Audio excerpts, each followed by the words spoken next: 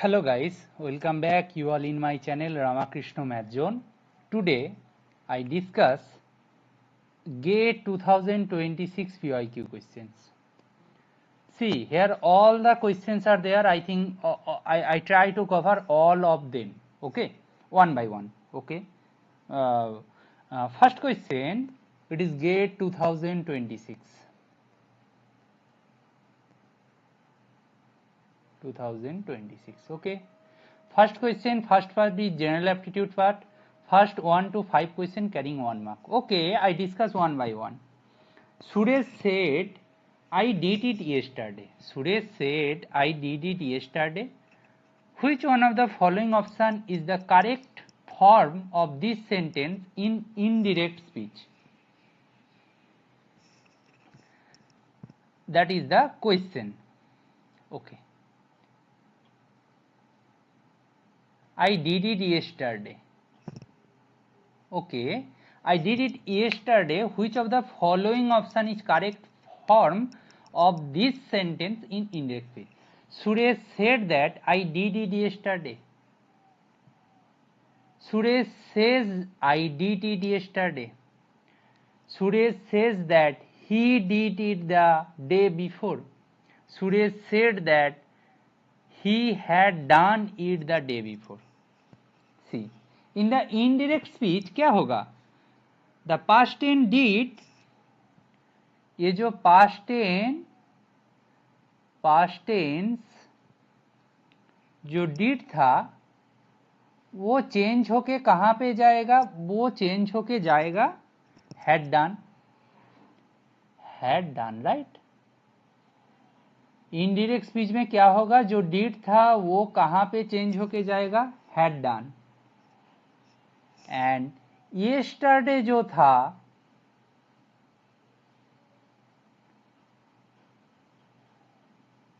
ये चेंज होके कहाँ जाएगा? yesterday जो था वो चेंज होके कहाँ जाएगा? The day before. बताओ, डे बिफोर. ठीक है, दैट्स द सिनारियो. अभी ये बताओ कि ये yesterday है, ये होगा नहीं. yesterday है, ये होगा नहीं. द डे बिफोर तो है, बट डीड चेंज होके कहाँ जाएगा? डीड जो है वो चेंज होके कहाँ जाएगा? Had done. ये डीड है तो ये भी होगा नहीं, तो the day before, this one is the correct answer. Got my point? In this way you can proceed. Obviously I जो है वो चेंज होके क्या हो जाएगा? इनडायरेक्ट स्पीच में चल रहा है, आई ही में चला जाएगा. ठीक है, तो ये तो ही था, तो that's why D option is correct. Okay, that hints is enough for you hopefully. Okay, अच्छा. Question number 2. Question number 2, it is given that to continue the sequence of tiles shown, the tile indicated by the question mark should be. See, ये one kind of Fibonacci sequence is there, Fibonacci pattern is there. See, यहाँ पे number of क्या बोलते हैं उसको? Dot. Number of dots क्या क्या होगा? फर्स्ट में देखो यहाँ पे कुछ नहीं है तो 0 है, देन 1 है, देन 1 है, देन 2 है, देन 3 है, देन 5 है, देन क्या होगा? That is the question. अच्छा, एक बताओ, 0 + 1 क्या होता है? 1 होता है. 1 + 1 क्या होता है? 2 होता है. 1 + 2 क्या होता है? 3 होता है. 2 + 3 क्या होता है? 5 होता है. 3 + 5 क्या होता है? 8 होता है. तो ये जो क्वेश्चन मार्क है ना, ये 8 हो जाएगा. ठीक है, ये इसका नाम याद रखना, ये Fibonacci sequence, Fibonacci pattern you can say. ठीक है, ये फिबोनाची पैटर्न है. That's why we can approach this one in that way. Okay, what should be the question mark? See, यहाँ पे देखो 4 है, ये होगा नहीं. इसके अंदर देखो 6 है, होगा नहीं. इसके अंदर देखो ये सही है, इसके अंदर 9 है, ये भी होगा नहीं. तो आपका आंसर हो जाएगा C option. Got my point? जो नेक्स्ट जो क्वेश्चन मार्क है, क्वेश्चन मार्क के अंदर 8 डॉट्स होंगे और 8 डॉट सी के अंदर है, तो करेक्ट आंसर सी है. Got my point? Okay, so ऐसे कैच करना है आपको. अच्छा, consider an art gallery whose walkway are shown as lines in the diagram. Okay, a black dot represent a junction of two walkways. Got my point? ठीक है, you got my point? अच्छा, fine. A guard may be placed at junction to watch over the walkway that join at that junction. Yes, fine. The minimum number of guard need to watch all the walkways. See, देखो, अच्छा ये तो clear है ना. The graph is a cycle with 5 vertices. ये clear है. Graph is a cycle with 5 vertices. Fine ना, इतना बोल सकते हैं.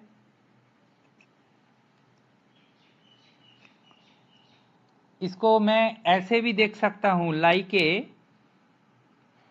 ए pentagon shaped house outline, right? Like a pentagon shape.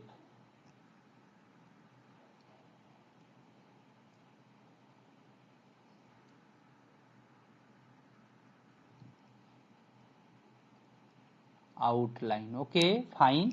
Okay, अच्छा, अभी ये बताओ कि a guard placement is the same as selecting a vertex over of the graph. See, यहाँ पे मैं एक क्लेम कर रहा हूं कि यहाँ पे जो बोल रहा है गार्ड को जो सिलेक्ट करना है ना, ए guard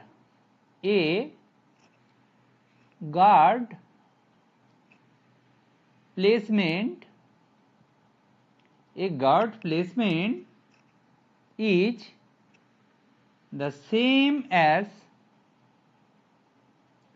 selecting vertex as selecting a vertex cover of the graph.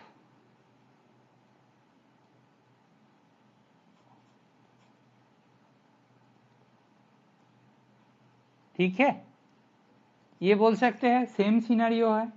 आप ये बताओ, देयरफॉर हमें कितना चाहिए, आंसर क्या होगा बताओ. देयरफॉर आंसर क्या होगा? 5 है, 5 vertices are there, 5 vertices are there. तो मिनिमम वर्टिसेस कवर, यहाँ पे क्या बोला है, minimum number of guard needed means minimum vertices cover, that is 5/2. ठीक है, यहाँ से क्या होगा, यहाँ से हम बोल सकते हैं इसका वैल्यू हो जाएगा 3.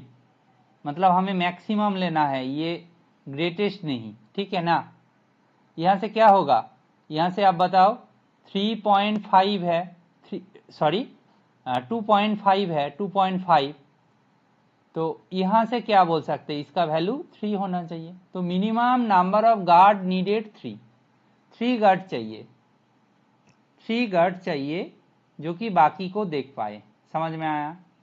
ठीक है, minimum 3 guard is necessary and sufficient. आपका आंसर क्या होगा, 3 होगा. ठीक है, अच्छा, नेक्स्ट क्वेश्चन में मूव करें तो, अच्छा, आपका आंसर होगा बी ऑप्शन. अच्छा, फर्स्ट क्वेश्चन में सी ऑप्शन था, फर्स्ट क्वेश्चन में डी ऑप्शन था. Okay, now question number 4.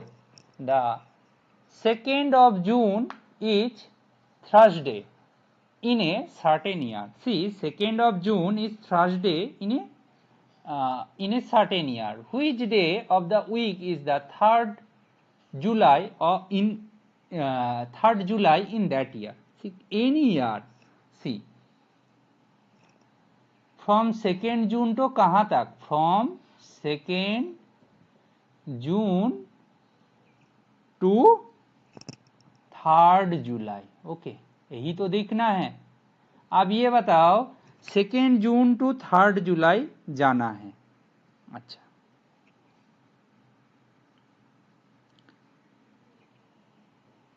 we need to find the day of the week इस 3rd July in that year. ठीक है, हमें वही फाइंड करना है। ठीक है, अच्छा अच्छा, एक चीज बताओ, जून जो मंथ है ये कितना होता है? 30 डेज का होता है, 30 डेज। 2 जून से देख रहे हो, 2 जून से देख रहे हो तो 29 days is there in June. Total 29 days. ठीक है, इन जून टोटल 29 डेज। आप इसको ऐसे देखो, 22 से 20 इनके बीच में क्या, इसको 28 डेज मानो और उधर 3 डेज एक्स्ट्रा है, तो टोटल कितना होगा? Total 31 days. बताओ, टोटल 31 डेज। हमें क्या करना है? मॉड्यूलो 7 से देख लेना है। क्यों? मैं बता दूंगा। 13 days congruence to 3 modulo 7, right.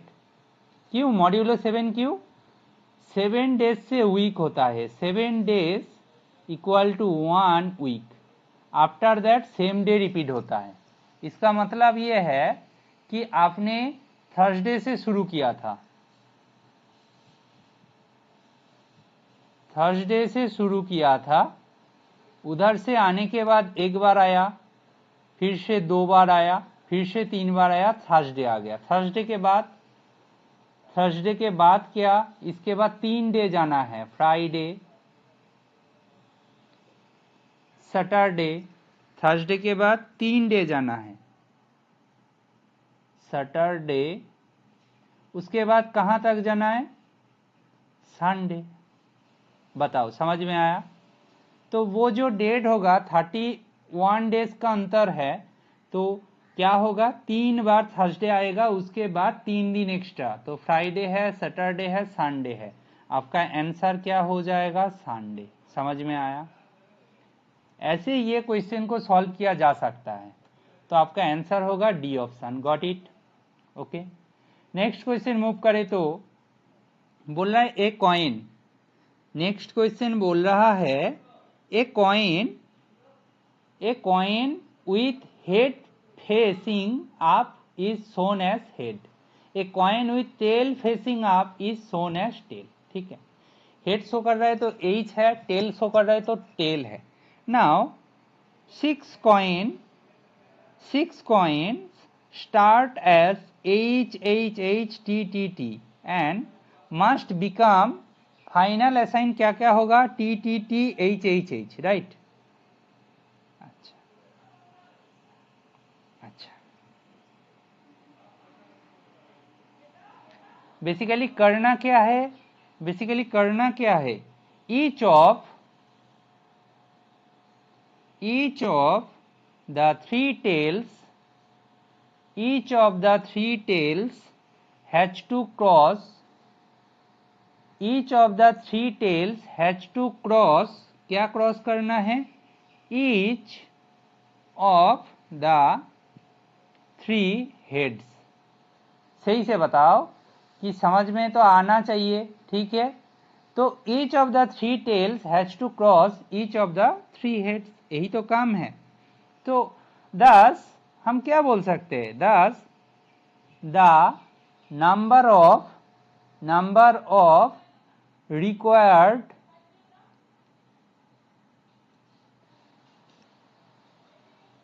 मतलब interchange, right. Number of required adjacent interchange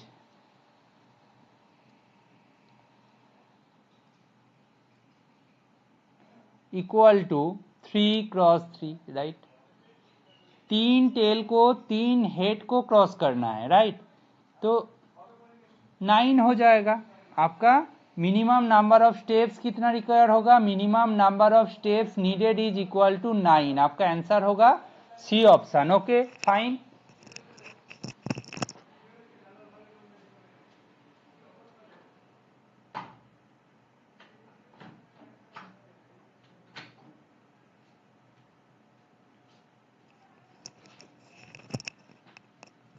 Now now ये क्वेश्चन कंप्लीट हो गया। नाउ हम लोग जो क्वेश्चन में मूव करेंगे 6 to 10, वो जो एप्टीट्यूड का क्वेश्चन है, ये हर एक क्वेश्चन 2 मार्क्स कैरी करता है। फाइन, हर एक क्वेश्चन 2 मार्क्स कैरी करता है। ओके, लेट्स सी ये क्वेश्चन क्या दिया है। क्वेश्चन को ध्यान से देखो। ये दोनों का रेशियो दिया है, इक्विवेलेंट टू कौन सा रेशियो होगा, ठीक है। अच्छा, ये क्या है, ये क्या है, ये दोनों का रेशियो होना चाहिए। जैसे क्या, मैं ऐसे बोलूं तो A is to B is to C is to D। हमें क्या क्या करना है, C इज टू D क्या क्या होगा उसको फाइंड करना है। इसका मीनिंग क्या है, इसका मीनिंग क्या है, इसको हम लोग बोल सकते हैं ओजन, ठीक है, इसको हम लोग बोल सकते हैं। अच्छा, इसको हम क्या बोल सकते हैं, इसका मीनिंग क्या है, इसका मीनिंग आप देख सकते हो। ये क्वेश्चन को सॉल्व करने के लिए आपका थोड़ा इंग्लिश के ऊपर ज़्यादा मतलब ज़्यादा कंफर्ट होना चाहिए, आपका इंग्लिश का नॉलेज होना चाहिए, ठीक है ना। अच्छा, रिड्यूस आप बोल सकते हो, ठीक है। सो हम लोगों के लिए क्या क्या ढूंढना है, मतलब इसके साथ सेम सेम रेशियो क्या होने वाला है। अब बताओ, ऐसे आप देख सकते हैं A by B equal to C by D, आप ऐसे देख सकते हो। अब ये बताओ, A के साथ C को इक्विवेलेंट होना चाहिए, तो C में कौन होना चाहिए, दिस, ये होना चाहिए। क्यों, क्योंकि इसका भी मीनिंग क्या है, ओर्सन, इसका भी मीनिंग ओर्सन है। एंड ये जो ये है, ये इसका मीनिंग है रिड्यूस। सेम सेम दोनों का मीनिंग है, तो दोनों का जब मीनिंग सेम होगा तो जो रेशियो जो होगा ना वो भी सेम हो जाएगा, तो बाकी जो ऑप्शन है वो पॉसिबल नहीं है। तो आपका करेक्ट आंसर क्या होगा, आपका करेक्ट आंसर होगा ए ऑप्शन। ओके, अच्छा, नेक्स्ट क्वेश्चन। नेक्स्ट क्वेश्चन बोल रहा है a paper shown in panel 1 see, try to think about this question. अच्छा, 7, क्वेश्चन नंबर 7 बोल रहा है a paper shown in panel 1 is folded along the dashed line. Okay, folded along the dashed line to construct a cube.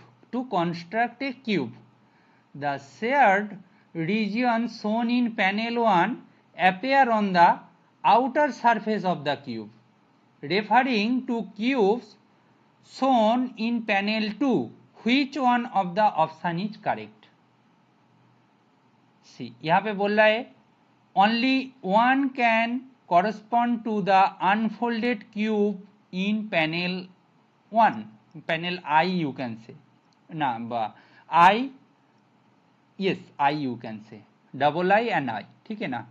तो only one can represent C. यहां से फिर से देखो, a paper shown in panel I is folded along the dashed line. See, folded along the dashed line to construct the cube. The shaded region shown in panel I appear in the outer surface of the cube. See, ये दोनों ना possible है, दोनों के दोनों possible है। अब ये बताओ, both can correspond to the unfold cube in panel I. See, जब ऐसा होगा, इसको जब फोल्ड करेगा पहले कैसा दिखेगा बताओ, ये भी सही होगा, ये भी सही होगा। आप थोड़ा सा ऑब्जर्व करिएगा तो हो जाएगा। थोड़ा सा रोटेट करने की बात होगा ना, आप थोड़ा सा इसको विजुअलाइज करके देखो, इसको कैसे एक्सप्लेन किया जाएगा, मतलब मुझे तो अभी तक समझ में नहीं आ रहा। मतलब आप इसको ऐसे सोचो कि ये जो पोर्शन है यहाँ पे इधर दिख रहा है, इधर दिख रहा है। अच्छा, ये जो पोर्शन है इधर दिख रहा है दिस साइड में, यस पॉसिबल है, ठीक है ना। और ये जो पोर्शन है ये इधर दिख रहा है, ये तो दिख रहा है ना। ये पोर्शन यहाँ पे यहाँ दिख रहा है, ये जो फर्स्ट पोर्शन, ये ए पोर्शन यहाँ पे ए पोर्शन में दिख रहा है। ये वाला को सी नाम दे दिया, यहाँ पे सी दिख रहा है। ये वाला को बी नाम दिया, यहाँ पे बी दिख रहा है। ये देखा, और इसका नाम मैं डी दिया तो यहाँ पे डी दिख रहा है, मतलब ठीक है ना। All are possible, all are possible. So hopefully this correct answer is this both, ठीक है। अच्छा, question number 8, in a population patents who have high cholesterol also have high blood pressure, high BP. Some patients with high blood pressure also have diabetes. There are no patients who have both high cholesterol and diabetes. Furthermore, क्या बोल सकते हैं? No. Furthermore, the total number of patients is at least one of these condition is 65. Only at least one of the scenario follow करता है. Number of patient with high cholesterol is 10. Number of patient with high blood pressure is 45. Number of patient with only high blood pressure, no other condition is 20. Number of patient who have both diabetes and high pressure. Diabetes मतलब both बोल दिया कि there is no patient with both high cholesterol and diabetes. Okay, मैं क्या करूंगा, cholesterol को सी से denote कर देता हूं। C means cholesterol, cholesterol. D means blood pressure,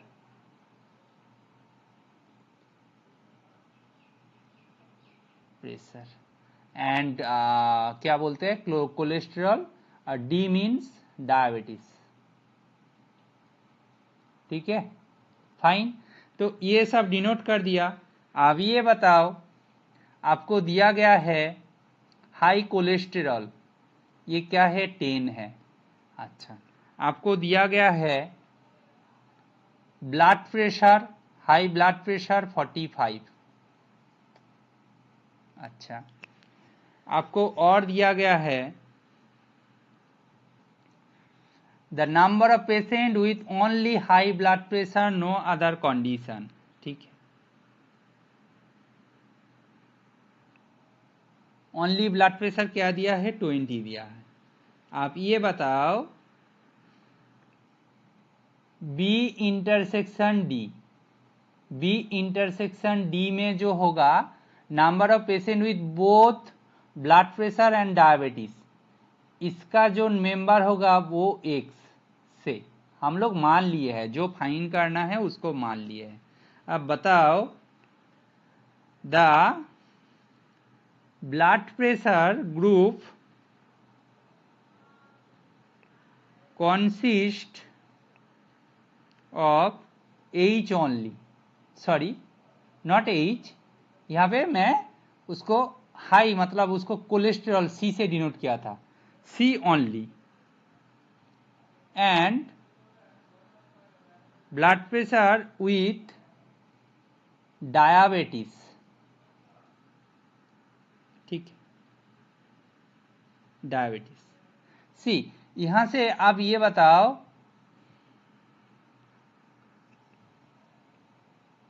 इसको ऐसे लिखो, then the blood pressure group consist of C only, cholesterol only and blood pressure with diabetes. Therefore हमारा जो ब्लड प्रेशर बी है 45 जो है वो 10 प्लस 20, 10 प्लस 20 मीन्स कौन, no other condition, no other condition, वहां से प्लस एक्स। 45 कौन था बताओ, 45 था ब्लड प्रेशर, 45 था high blood pressure, that is equal to क्या होगा, the number of patient with cholesterol, the number of patient with only blood pressure and no other condition is 20 and X is diabetes and blood pressure का combo. यहाँ से आप simplify करोगे तो x का value होगा 45 माइनस 30 दैट इज 15। आपका answer क्या हो जाएगा, आपका आंसर होगा 15। ठीक है, x का ही वैल्यू पूछा गया था। क्लियर?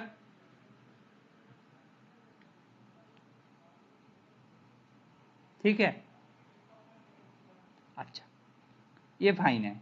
नाउ नेक्स्ट क्वेश्चन में मूव करते हैं।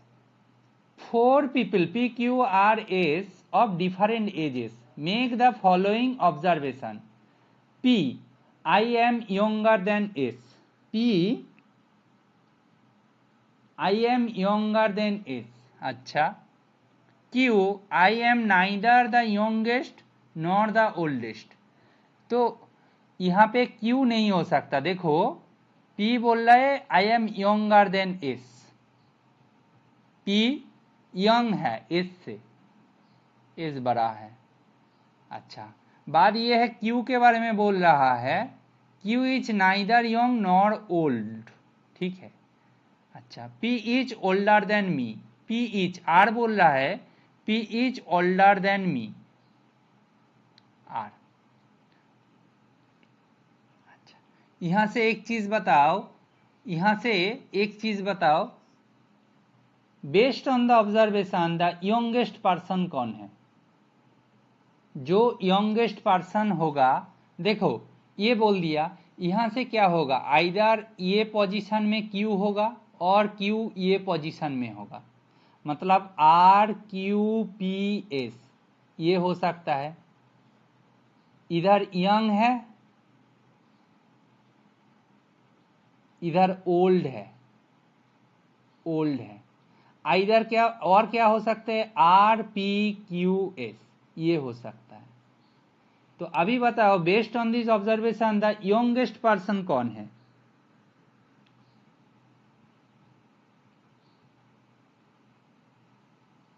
नो नो, उल्टा लिख दिया ना, पहले क्या लिखा था, मतलब उल्टा लिख दिया, कोई नहीं, यंग ये ओल्ड।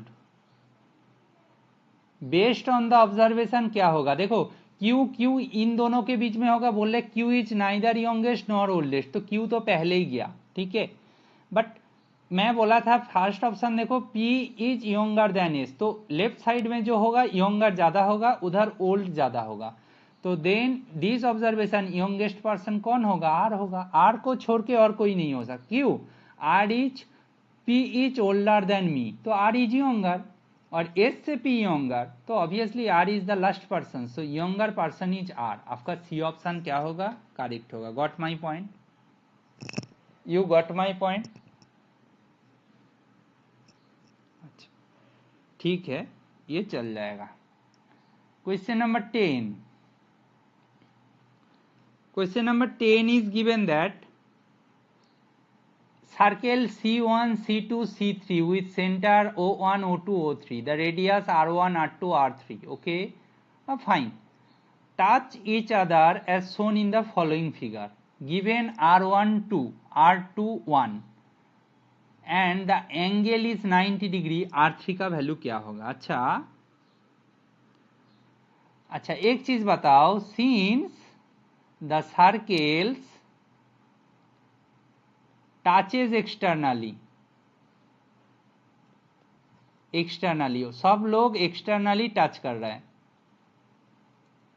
तो हम क्या बोल सकते हैं, एक्सटर्नली टच कर रहा है। अच्छा, O1 O3 का जो डिस्टेंस है वो क्या है, R1 का वैल्यू 2 प्लस R3। अच्छा, O2 O3 का जो डिस्टेंस है वो क्या है, O2 O3 का distance R2 plus R3 means 1 plus R3।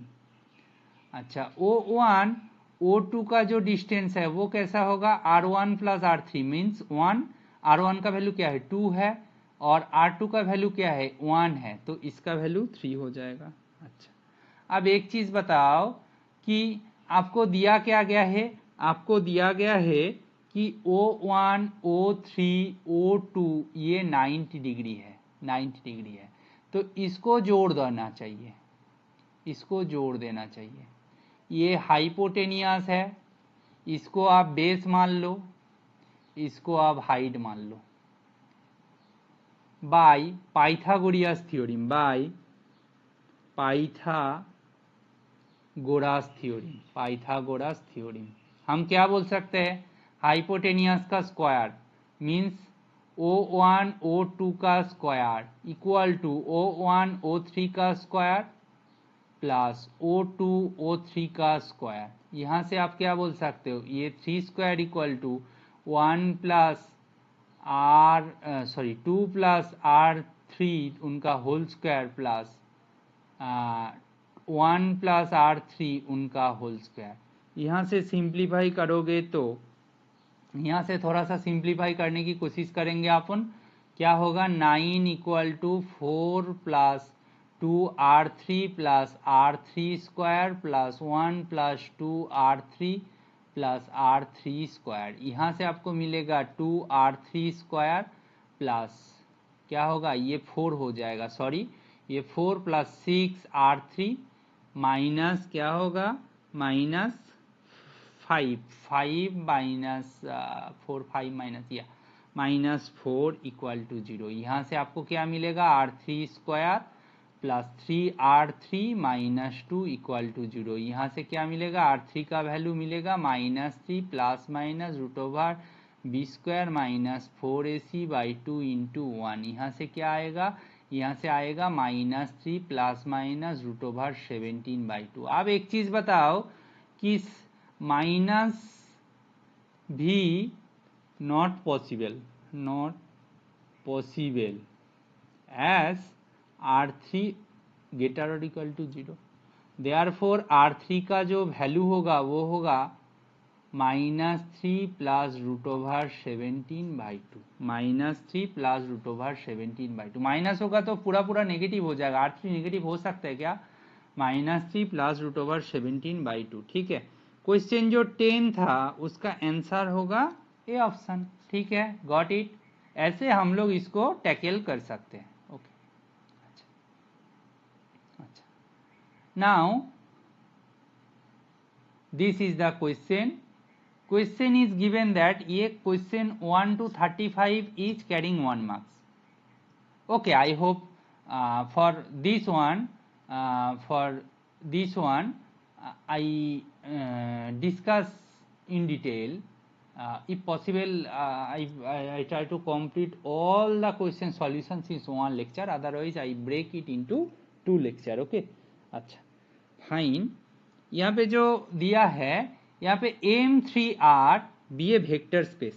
Okay, अच्छा, और 3x3 रियल मैट्रिक्स। आप ये बताओ डायमेंशन ऑफ M3R कितना होगा, इसके अंदर कितना वेरिएबल है, 9 variables are there, independent variable, dimension 9 होगा। अच्छा, यहाँ पे बोल रहा है T3 be the set of all upper triangular matrix. आप ये बताओ अपर ट्रायंगुलर मीन्स क्या होगा, ABCDEF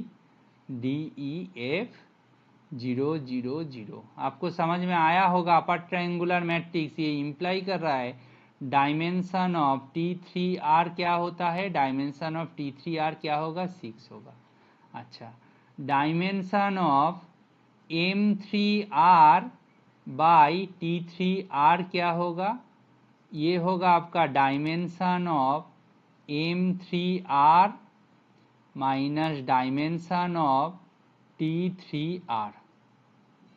यहाँ से क्या होगा 9 - 6 दैट इज इक्वल टू 3। अब बताओ क्यों लिया, क्योंकि ऑलरेडी हमने देख लिया आइसोमॉर्फिक होगा, दोनों का डायमेंशन सेम होगा कि नहीं दिखाएंगे। Which of the following is true, बोल रहे 3x3 skew symmetric matrix. Skew symmetric matrix का डायमेंशन क्या होता है, n × n - 1/2। तो बताओ 3 × 3 - 1 means 2/2, that is equal to 3। ठीक, ये हो गया। अच्छा, जो दूसरा ऑप्शन है दोनों का डायमेंशन सही है, तो आइसोमॉर्फिक ऐसे नहीं बोल देंगे, बाकी को देखते हैं। यहाँ पे देखो सिमेट्रिक मैट्रिक्स का डायमेंशन क्या होता है, real symmetric matrix n into n plus 1/2 that is 3 into 4/2।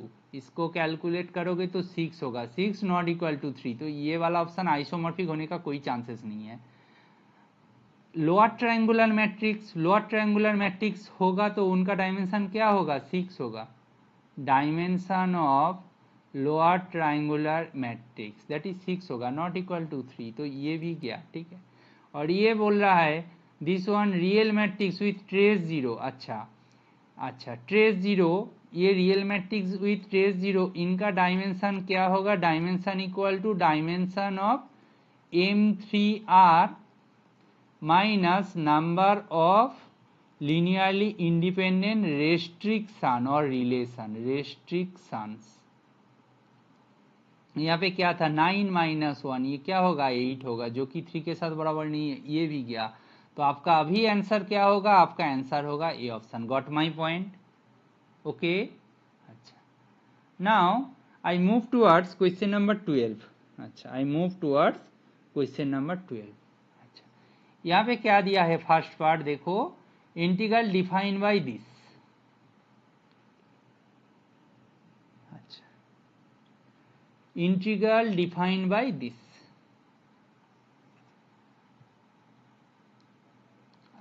Fine, ये फाइन है। If the order of integration is change then which of the following expression is correct. See 0 less और equal to Y less और equal to 1 होगा, तो first part में क्या दिखा रहा है, x लेस और equal to √y। That is imply करेगा 0 लेस और इक्वल टू x लेस और इक्वल टू 1, x² लेस और इक्वल टू y लेस और इक्वल टू 1। क्यों ऐसा हो रहा है मैं दिखाता हूं आपको। अच्छा y का वैल्यू कहां से कहां तक है, y का वैल्यू 0 से 1 तक है, y equal to 1, y equal to 1, y equal to 0, ये x है ये y है। सोचो जरा, नाउ x का वैल्यू बोले x² y मतलब 20,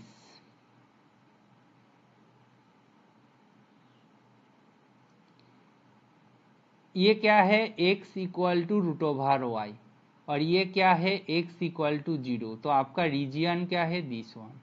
इसको हम लोग नहीं लिख सकते क्या, कि हम लोग इसको बोलेंगे x का वैल्यू 0 से इतना तक जा रहा हूं, x का वैल्यू 0 से इतना तक जा रहा हूं, तो लिख दिया। एंड उनके लिए y का वैल्यू क्या होगा, y का वैल्यू यहां से यहां तक होगा, तो y का वैल्यू x² से 1 तक जाएगा, फाइन। तो इसको चेंज करके हम जा सकते हैं। सिमिलरली हमारे पास क्या होगा ना, 1 लेस और इक्वल टू वाई लेस और इक्वल टू 2 था, उनके लिए क्या होगा √y - 1 लेस और इक्वल टू x लेस और इक्वल टू 1 है, ठीक है। इसको हम चेंज करके क्या कर सकते हैं, इसको हम चेंज करके क्या कर सकते हैं बताओ। सी यहाँ पे मैं इसका भी फिगर प्लॉट करूँ तो ये y इक्वल टू 1 है, ये y इक्वल टू 1 है, ये y इक्वल टू 2 है, ये y इक्वल टू 1, ये y इक्वल टू 2, ये x है ये y है। x का वैल्यू कहाँ पे 1 है, x का वैल्यू यहाँ पे 1 है, x का वैल्यू यहाँ पे 1 है, और y का वैल्यू x का वैल्यू यहाँ पे 1 है, x इक्वल टू 1, और x का वैल्यू कहाँ से जा रहा है, x का वैल्यू यहाँ से जा रहा है, ऐसा जा रहा है, ठीक है। तो ये क्या होगा ना, यहां से यहां तक जाएगा, समझ में आया। ये किसका ग्राफ है, ये x इक्वल टू √y - 1 का ग्राफ है, ठीक है। तो ये पार्ट की बात कर रहा है, तो ये रिड्यूस होके कहाँ जा सकता है, हम इसको y का वैल्यू 1 से 2 तक था, हम इसको क्या बोलेंगे, x का वैल्यू 0 से 1 ही बोलेंगे, ठीक है ना। x का वैल्यू 0 से 1 तक, x इक्वल टू 0 से 1 तक, ठीक है। सोचो जरा। अच्छा एंड y का जो वैल्यू है, y का वैल्यू कहाँ से जाएगा, 1 से जाएगा, y का वैल्यू कहाँ तक जाएगा, एक्स स्क्वायर प्लस 1 तक जाएगा। समझ में? यही तो सिनारियो है, यहाँ रिप्लेस होके चला गया।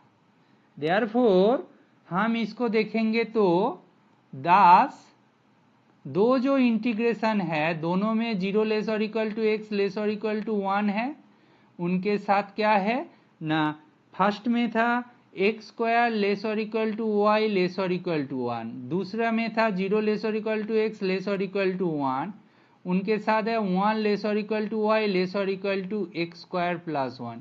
ये दोनों को कॉम्बाइन करके हम लिख सकते हैं 0 लेस और इक्वल टू एक्स लेस और इक्वल टू 1, उनके साथ साथ लिख सकते हैं एक्स स्क्वायर लेस और इक्वल टू वाई लेस और equal to x square plus 1।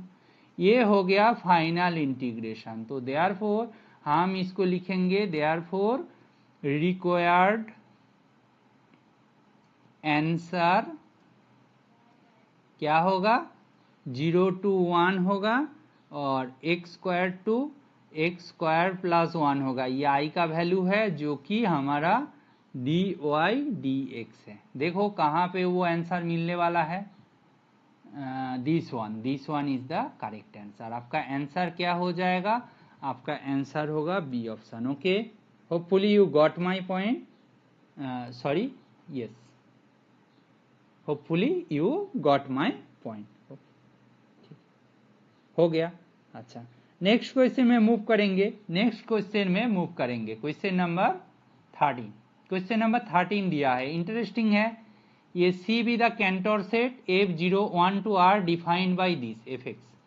तो Lebesgue integration of fx over the interval 0 to 1 is equal to, that is interesting. सी,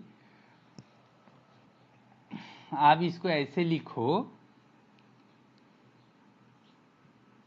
देखो सी मेरा कैंटर सेट है, Cantor set, see Cantor set, canter.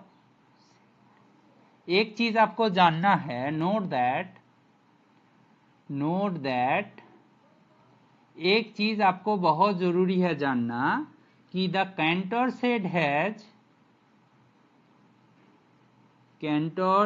Has Lebesgue measure 0, set has Lebesgue measure 0।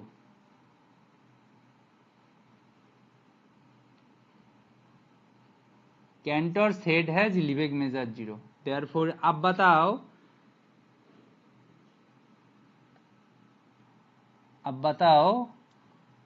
0 to 1 fx dx, आपको जो भी हो हमें बस दिखना है 0 to half cos pi x देखना है, क्योंकि बाकी जो सी के अंदर है ये है, इसका कुछ भी इंटीग्रेशन हो जाए वो 0 ही देने वाला है, उसका वैल्यू 0 देने वाला है। ठीक है, एंड ये जो है उनसे हटा दिया सी को, ये क्या होगा ना, प्लस हाफ टू 1 यहाँ पे sine pi x D x. समझ में आया? लिबेग इंटीग्रेशन, ठीक है ना, लिबेग इंटीग्रेशन। ठीक है, नाउ ये बताओ इसका वैल्यू क्या होगा, कॉस का वैल्यू होगा sine pi x by pi, 0 to half है, प्लस ये minus cos pi x by pi, ये होगा हाफ टू 1। ये बताओ 1 by pi sine pi by 2 minus 0 plus 1 by pi minus cos pi by 2 minus minus plus cos pi. ठीक है, minus minus plus cos pi. ठीक है, क्या हुआ,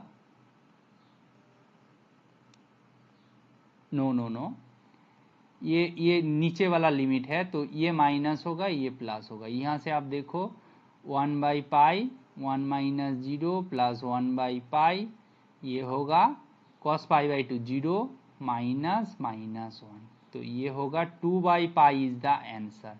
2 बाई पाई कहाँ पे दिख रहा है, ऑप्शन 1 पे दिख रहा है, तो 1 इज द करेक्ट आंसर। ठीक है, A is the correct answer. Okay, next question number 14। Question number 14 बोले ग्रुप जी जी का ऑर्डर दिया है 595। इसको एलसीएम किया जाए पहले, क्योंकि वो प्रॉपर नॉर्मल सब ग्रुप के बारे में पूछा गया है, तो देखना पड़ेगा उसको हम लोगों को क्या यूज करना है, आपको साइलो थ्योरम यूज करना है। ठीक है, साइलो पी सब ग्रुप का फॉर्मूला, तो 5119। ठीक है, 5119। और ये क्या होता है, 7 × 17 होता है, बी केयरफुल। ठीक है, तो 5 × 7 × 17। ठीक है, अच्छा एक चीज बताओ, यहाँ पे बोल रहा है साइलो 5 सब ग्रुप, नंबर ऑफ साइलो 5 सब ग्रुप। ठीक है, साइलो 5 सब group N5 1 + 5k such that 1 + 5k divide 7 × 17, that implies k = 0 is only possibility, और कुछ नहीं होने वाला। that implies N5 जो है 1 है, N5 जो है हमारा 1 है। ठीक है,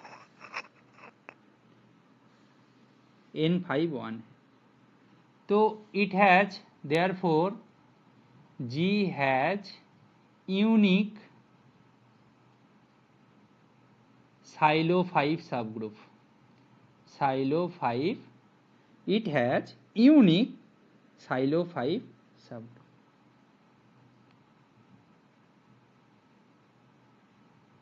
सबग्रुप यूनिक होगा तो वो क्या होगा, normal,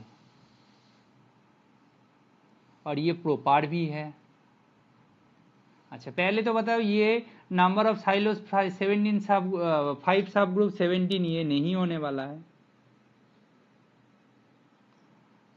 it has proper normal सब group, yes.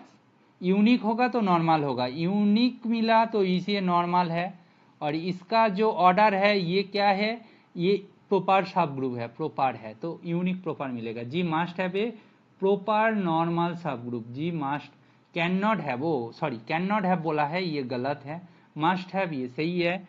Can not have a element of order 17। G can not have element of order 17, ये है एक क्वेश्चन। See 17 divide order of G, तो G can not have element of order 17, no we can't say anything about it, no no no, obviously it may have element of order 17। तो आपका answer क्या होगा, आपका आंसर होगा B option. Okay, question number 15। Question number 15, it is given that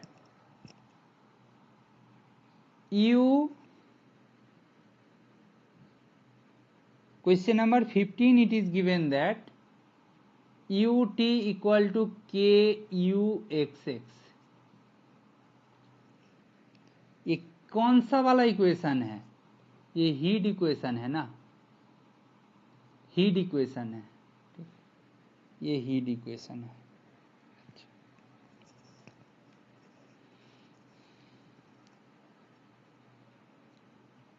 अच्छा एक चीज बताओ, इसका फॉर्मूला क्या है। अच्छा यहाँ पे बोल रहा है हीट इक्वेशन, अच्छा फूरियर सीरीज ट्रांसफॉर्मेशन, अच्छा फूरियर सीरीज ट्रांसफॉर्मेशन, अच्छा taking Fourier transformation in x के ऊपर फूरियर ट्रांसफॉर्मेशन लिया तो u x x equal to -ω² u cap. ठीक है, फाइन। अच्छा दास u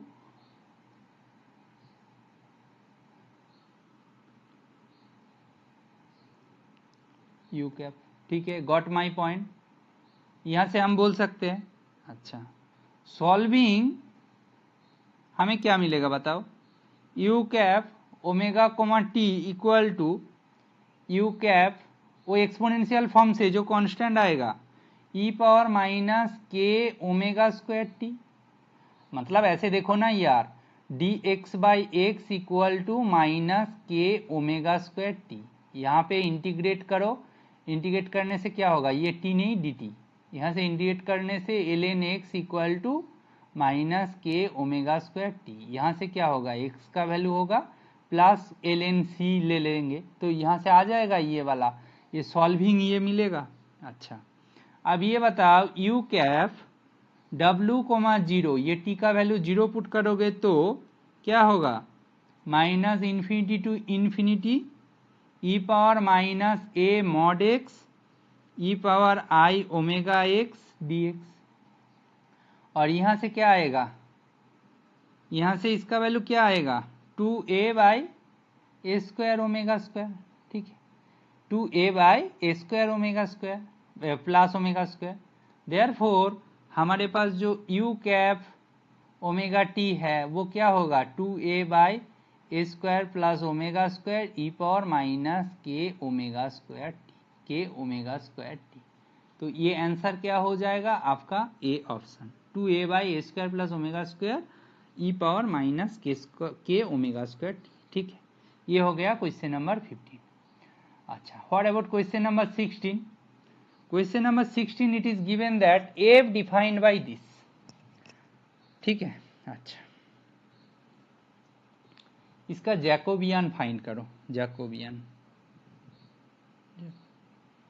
ई power x cos y minus उसका डेरिवेटिव डेल एक्स किया डेल वाई करेंगे तो e power x sine y, ये e power x sine y, e power x cos y, e power 2x cos square y plus sine square y, e power 2x into 1 e power 2x जो कि not equal to 0 है, even it is greater than 0, ठीक है, it is greater than 0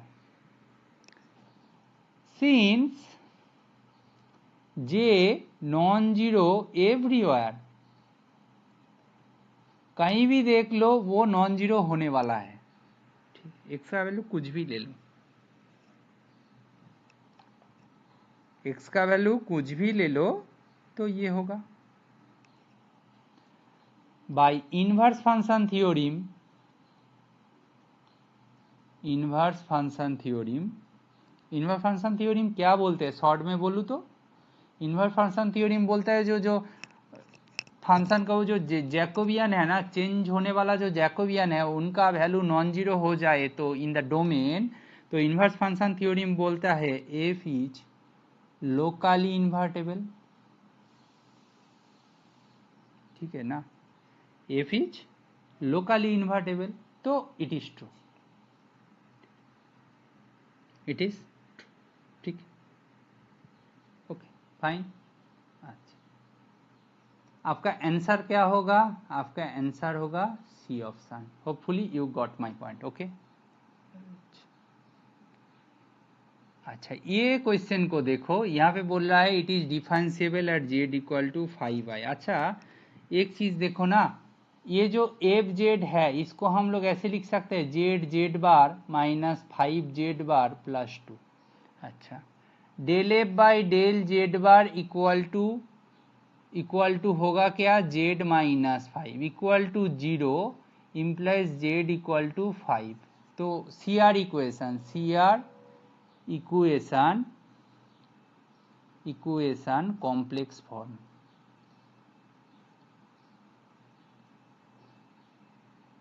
implies differentiable, ये imply करेगा differentiable, that is Z का value 5 है, तो एफ इज डिफरेंशिएबल कहाँ पे होगा, Z equal to 5 point only, got my point, you know that C R equation right, so I just explain in this way, ठीक है, B is the correct answer.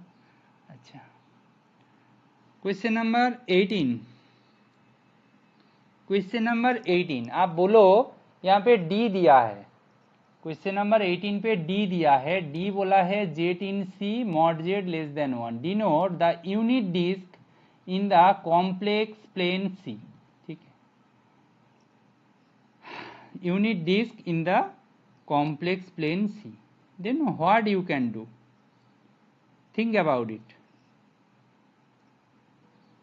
ये बोल रहा है D be the disc unit disc in the complex plane C, now it is given that if now it is given that f d2d be analytic function which satisfy f0 equal to 0. आपको बोला है which of the following is the value of f dash 0. जब भी ऐसा relation आ जाए f0 equal to 0 दिया है f dash 0 का वैल्यू क्या है, तो हम कौन सा यूज करेंगे? Schwarz lemma.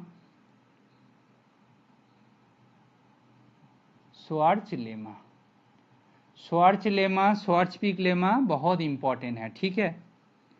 If F D to D is analytic, ये तो एनालिटिक दिया है, एंड f00 दिया है, तो श्वार्च लेमा तो बिल्कुल यूज करेंगे. देन f डैश 0 का जो वैल्यू होगा, उसका जो मॉड वैल्यू होगा वो लेस और इक्वल टू 1 होगा.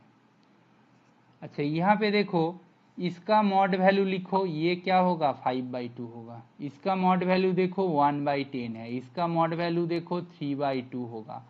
आप ये देखो, ये वाला देखो, इसका मॉड वैल्यू देखो, ये भी 5/2 होगा. ये ग्रेटर देन 1 है, ये भी ग्रेटर देन 1 है, वो जो था वो भी ग्रेटर देन 1 है, क्योंकि वो 5/2 है, बट ये लेस देन 1 है. तो आपका आंसर क्या होगा? B option. इतना आसानी से इसको हैंडल कर सकते हो.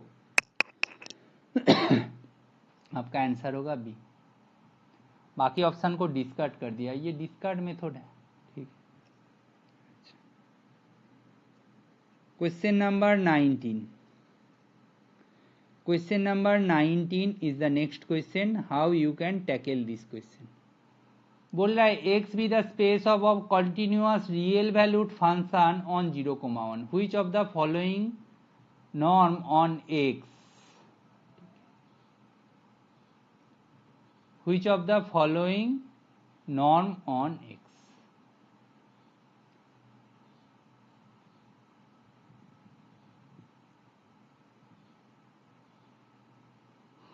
अच्छा, अब बताओ.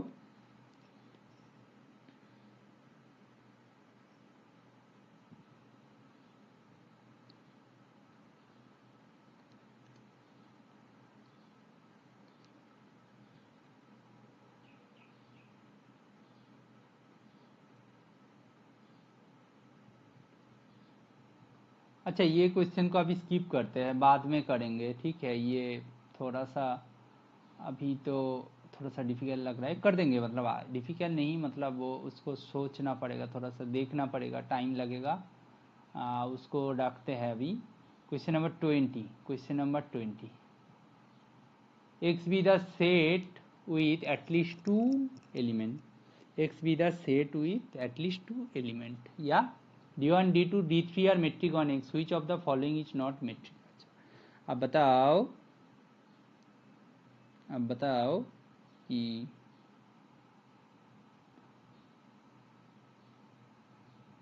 put x equal to y. अच्छा, d of x क्या होगा? फॉर दिस केस मैं डायरेक्ट इसको ले रहा हूं. क्यों लिया आपको समझ में आ जाएगा. Maximum of d2x comma 3. यहां से देखोगे तो मैक्सिमम ऑफ 0,3. ये क्या हो रहा है? 3 not equal to 0. But dx all 0 always. मतलब क्या, इसको ऐसे लिख सकते हैं dxy equal to 0 if and only if x equal to y. ये लिखता था, बट यहाँ पे ऐसा नहीं हो रहा है. x इक्वल टू y तो मान लिया, देन dxx का वैल्यू d2 मेट्रिक है, d2 मेट्रिक इंप्लाई करेगा d2 x, x का वैल्यू क्या है? 0 है. इसीलिए मैक्सिमम को चूज किया. मिनिमम होगा तो फर्क नहीं पड़ेगा, ये पॉजिटिव हो ना हो, ये 0 आ जाएगा तो मिनिमम वाला फिर से 0 होगा. That's why I pick maximum one and we are done. तो आपका आंसर क्या होगा? B option. नॉट मैट्रिक पूछा गया, बाकी को देखा ही नहीं. और ये तो मैट्रिक होता है, ये तो मैट्रिक होता है, आप जानते हैं ना. ये भी मैट्रिक होता है. इसका जो कोइफिशिएंट है, ये जो कोइफिशिएंट्स है, सबको क्या होना चाहिए? ग्रेटर और इक्वल टू ग्रेटर देन 0 होना चाहिए. नॉन नेगेटिव कांस्टेंट होना चाहिए, ठीक है. ग्रेटर देन 0 मान लो, ग्रेटर देन 0 होना चाहिए, ठीक है. बट यहाँ पे नेगेटिव नहीं है, नॉन नेगेटिव, यहाँ पे नेगेटिव नहीं है, तो ये भी होगा, मतलब they are correct, they are correct, ये they are correct, this one metric, this one metric, this one also metric, ये होता है, ये स्टैंडर्ड मेट्रिक के अंदर पड़ता है, कुछ स्पेशल मेट्रिक होता है, बट दिस वन नॉट, तो आपका आंसर होगा B option. Got my point? Okay. अच्छा, क्वेश्चन नंबर 21। एक चीज बताओ, PBS symmetric matrix positive real definite. अच्छा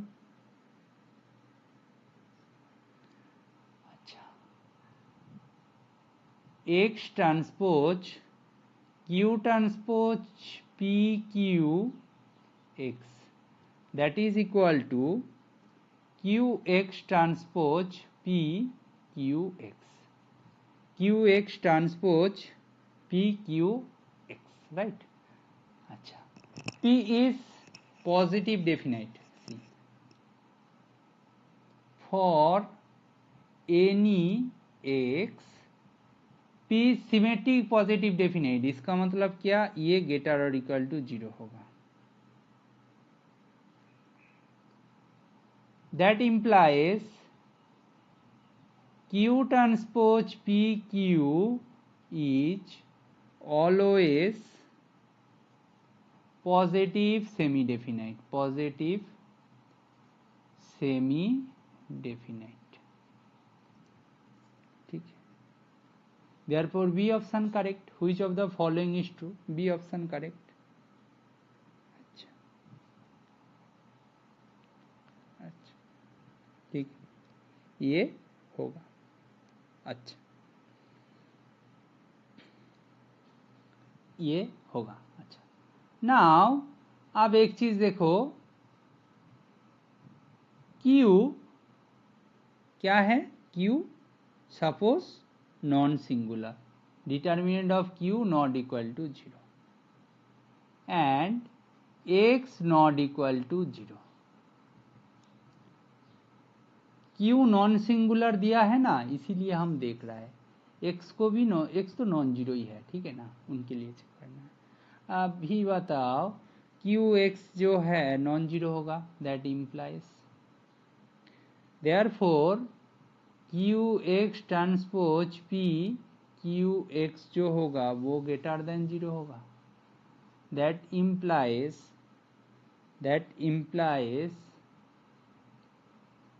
Q ट्रांसपोज, ये क्या है, ये basically X transpose Q transpose P Q X that is equal to, that implies Q transpose PQ is positive definite, got it, that is it is positive definite, इसका मतलब C option true।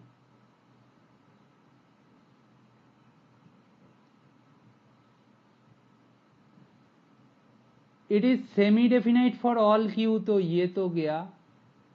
it is positive definite for all non-zero Q, no, it is sometimes it is semi definite as well, for all it is semi definite, तो this one also not true। आपका answer क्या होगा, B, ठीक है। ये 21 हो गया। What about 22? आपको given function f x y दिया है, ठीक है। अच्छा, आपको given function f x y दिया है। अच्छा, f is continuous at 0 0, f is continuous at 0 0। अच्छा, एक चीज बताओ, हम इसको ऐसे देख सकते हैं, मैं ना ये जो एफ एक्स फंक्शन है, अच्छा सिग्नम फंक्शन क्या होता है बताओ, सिग्नम फंक्शन ऑफ एक्स ये क्या होता है, एक्स बाई मॉड एक्स, जबकि एक्स नॉट इक्वल टू 0 हो, और 0 हो जाता है जब एक्स 0 हो, ठीक है ना। तो एफ एक्स को, sorry f x comma y को हम ऐसे लिख सकते हैं, signum function of x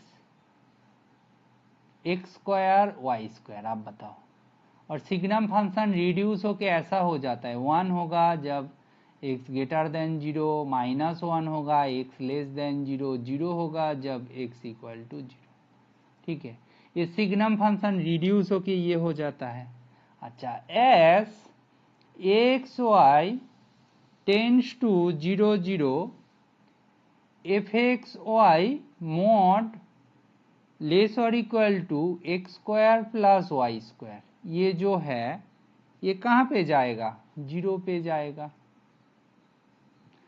therefore limit x y tends to 0 0 f of x comma y that is equal to 0 equal to f of 0 0, so f is continuous at 0 0, ये सही है, f is continuous at 0 0, got it।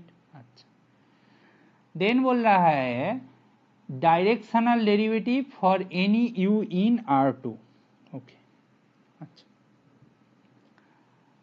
u को मैं a coma b मान लेता हूं। सोचो जरा, u को मैं a कोमा b मान लेता हूं। Therefore f of ta comma tb minus f of 0 comma 0 by tu, 0 0 plus tu, directional derivative का डेफिनेशन चल रहा है ना, t। ठीक है, लिमिट t टेंड्स टू 0। आप ये बताओ, लिमिट t टेंड्स टू 0 ये क्या होगा? ये होगा आपका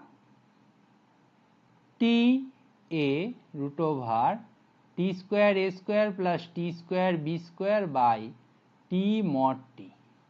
यहाँ से आप ध्यान से देखोगे तो ये होगा a root over a square plus b square. ठीक है ना, since t not equal to 0, तो हमें क्या मिल गया? फाइनाइट लिमिट मिल गया। इसका मतलब फाइनाइट लिमिट मिल गया, फाइनाइट लिमिट मिल गया। That implies in the direction of u exist, या बिल्कुल सही है। दैट इम्प्लाइज ऑल directional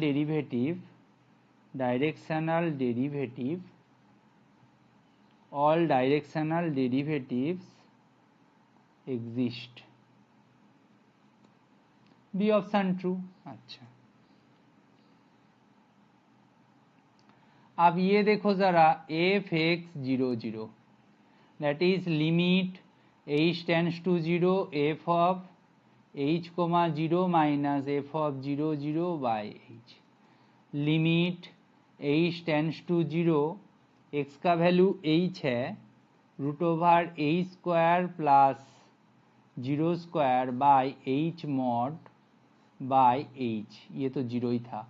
यहाँ से आप देखोगे तो limit h tends to 0, h से h मॉड बाय h से h मॉड, इसका वैल्यू 1 है। अच्छा, लिमिट एफ वाई 0 0 देखना पड़ेगा, limit h tends to 0 f of 0 comma h minus f of 0 0 by h, इसका वैल्यू बहुत ही आसान है, h tends to 0 0 minus 0 by h that is 0 not equal to 1।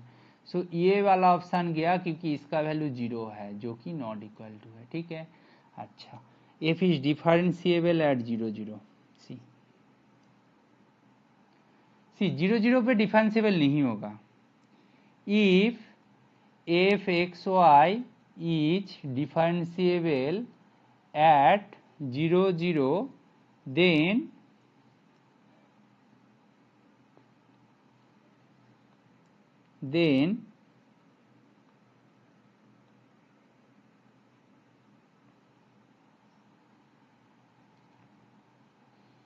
no f is differentiable at 0 0। No, this on short में कैसे लिखा जाए? C ये लिख सकते हैं, द लीनियर अप्रोक्सीमेशन,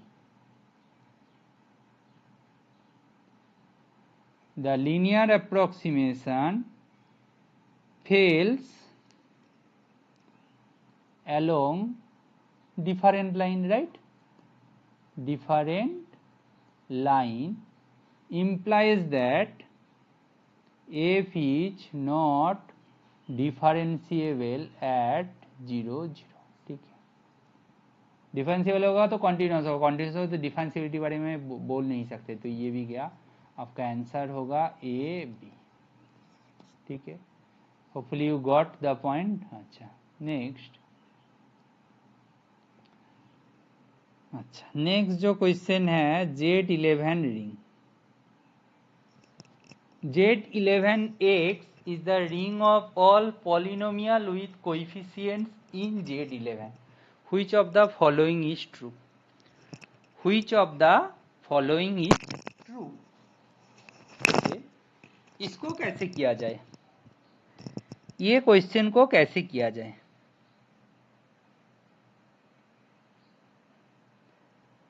बोल रहा है the polynomial is irreducible over Z11। अच्छा लेट्स सी। अच्छा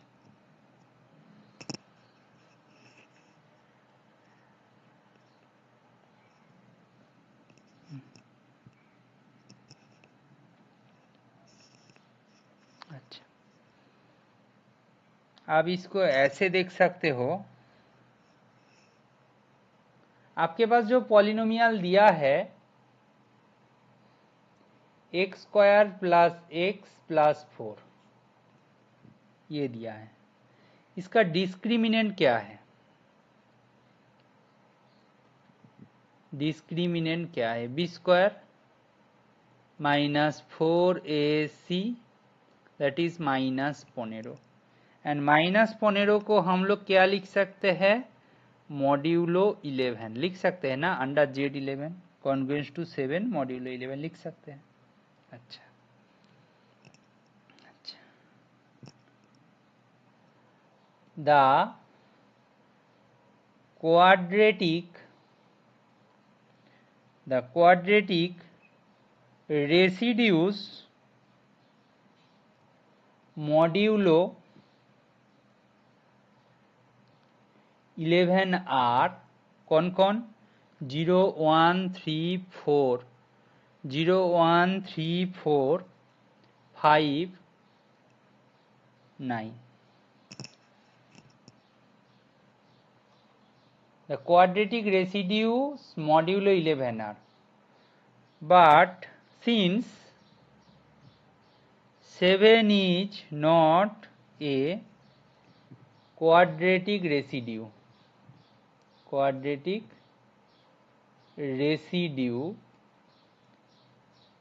therefore polynomial x square plus x plus 4 has no root in Z11। it has no root in Z11, therefore A option जो है it is, अच्छा irreducible बोला है, मैं reducible सोच के काट दिया, ठीक है, इट इज इरिड्यूसिबल, तो सही है, ए जो ऑप्शन है ये सही है, ए जो ऑप्शन है वो बिल्कुल सही है। अच्छा अच्छा, नाउ दूसरा ऑप्शन बोल रहा है Z11 by this is a field C, since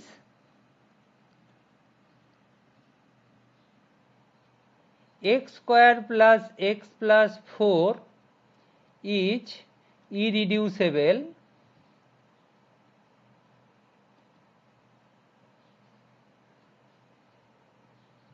that implies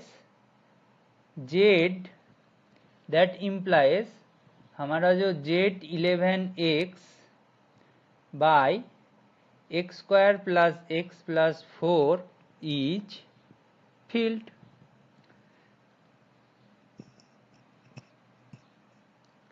as Z11 is field and this one irreducible, so this one field, therefore हमारा जो बी स्टेटमेंट है वो भी सही है। हमारा जो बी स्टेटमेंट है वो भी सही है।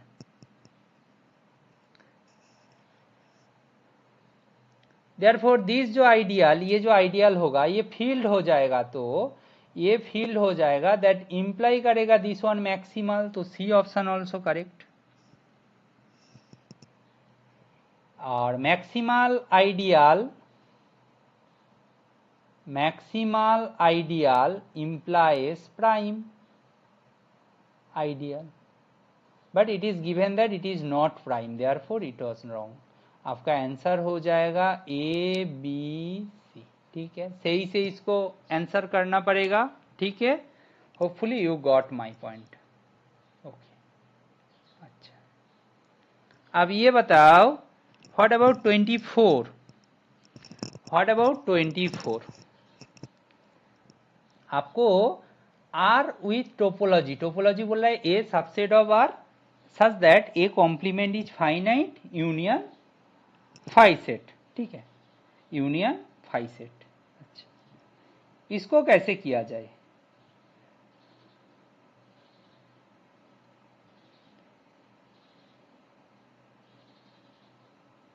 अच्छा, एक चीज बोलो कि अच्छा, इसका थोड़ा सा कलर चेंज करके लिखे तो अच्छा होगा। ए कॉम्प्लीमेंट इज फाइनाइट मतलब cofinite topology in the cofinite topology, in the cofinite topology, in the cofinite topology closed sets are finite set, closed sets are finite set and the whole space।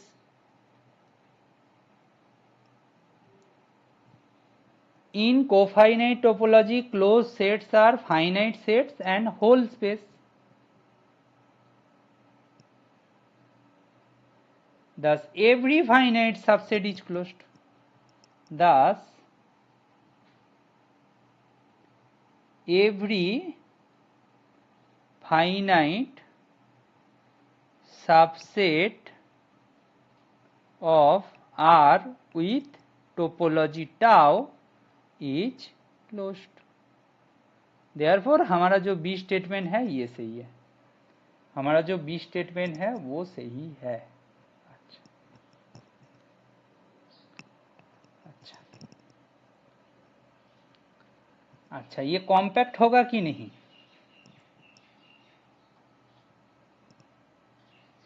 अच्छा, every open cover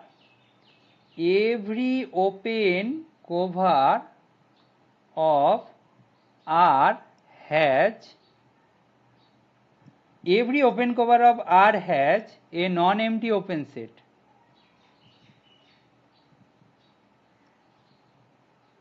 non-empty open set whose complement is finite, whose complement is finite। ठीक है, the remaining finitely many points,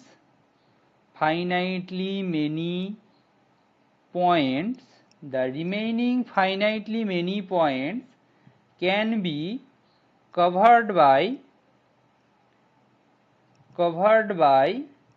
finitely many more open sets।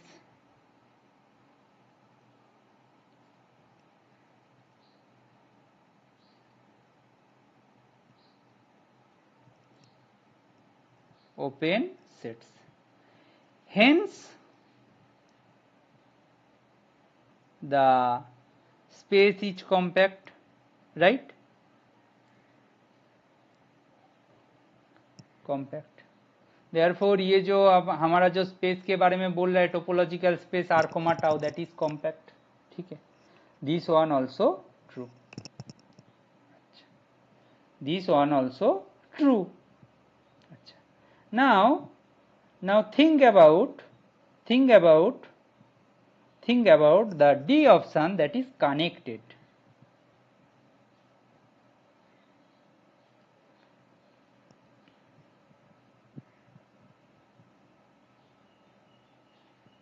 अच्छा, अब एक चीज बताओ, यहां पे मेरा ये लॉजिक को ध्यान से देखो। Any two non-empty open sets in the cofinite topology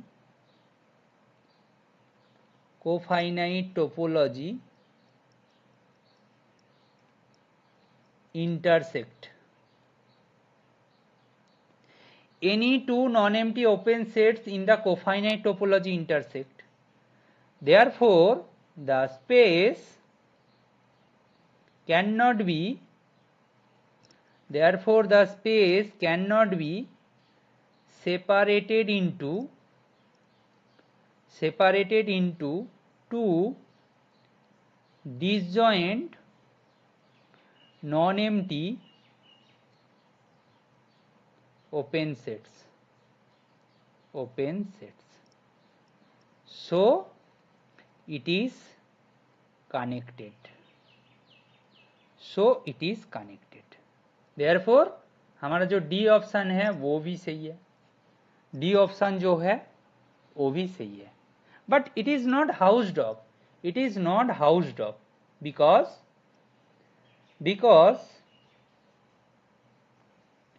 two non-empty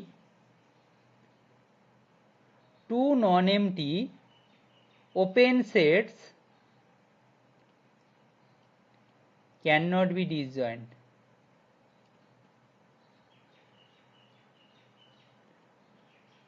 हो सकता है क्या, मतलब two non empty open sets वो कभी डिसजॉइंट हो सकता है क्या? ओपन सेट है, नॉन एम्प्टी है, तो वो डिसजॉइंट कैसे होगा? So it is not Hausdorff. तो आपका आंसर होगा बी, सी एंड डी। ठीक है, आपका ये आंसर हो जाएगा। ओके, अच्छा, नेक्स्ट क्वेश्चन नंबर 25। अच्छा, आपके पास एफ ये दिया है, अब जल्दी जल्दी देखिए, एफ एक्स एक्स यूज करना है तो एफ एक्स कैलकुलेट कर लेंगे। एफ एक्स होगा आपका, अच्छा देखते हैं, वेट, एफ एक्स कैलकुलेट कर लेंगे तो आपका एफ एक्स होगा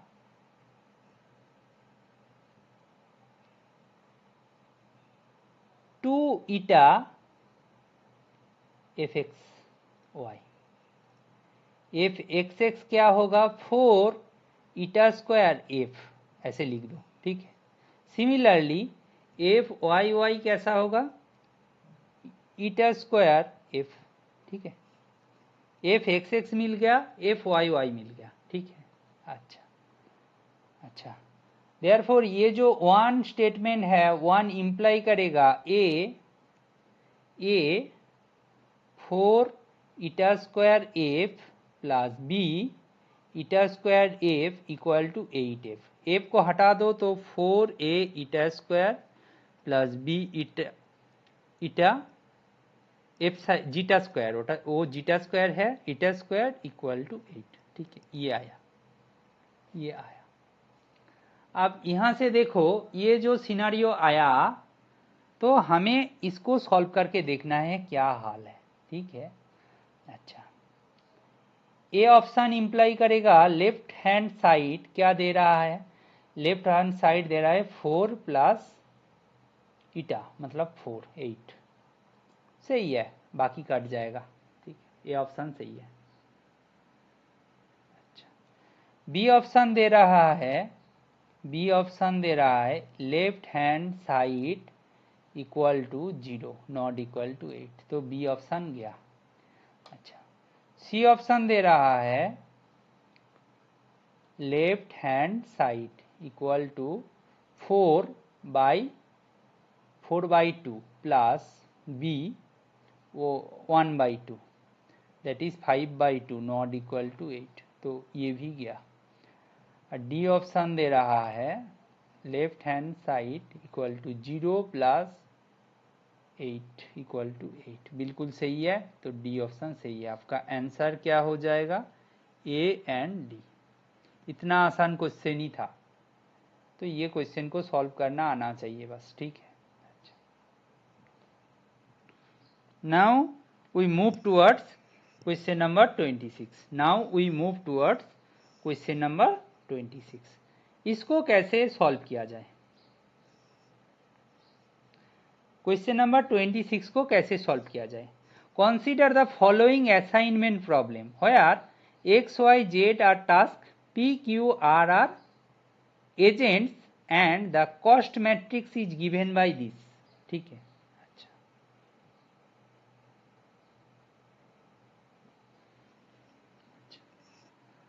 बोले which of the following statement is true? The cost is 9, agent P is assigned to task Y, Q is X, this is Y, R is cost matrix। अच्छा, एक चीज बताओ, compute total cost,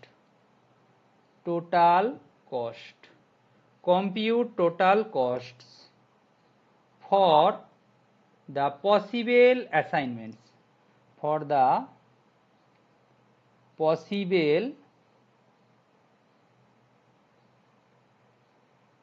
assignments। ठीक है, compute total cost for the possible assignments। ठीक है, अच्छा। the minimum occurs for P Y तक जाएगा, ये Q X R, Q X और आर जेड। ध्यान से देखो, P Y Q X R Z.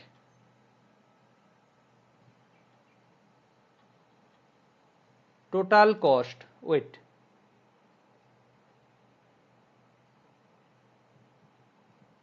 Total cost, इसको लेने से फायदा क्या? Yes, that is the more advantages, otherwise problem होने वाला है। Therefore total cost equal to 2 + 6। क्यों? यहां पे दिखा देते हैं, इसको लिया पी वाई में जा रहा है पी वाई, क्यू एक्स मतलब इसको लिया, आर जेड मतलब 6 को लिया, 2 + 2 + 6 दैट इज इक्वल टू 10। ठीक है,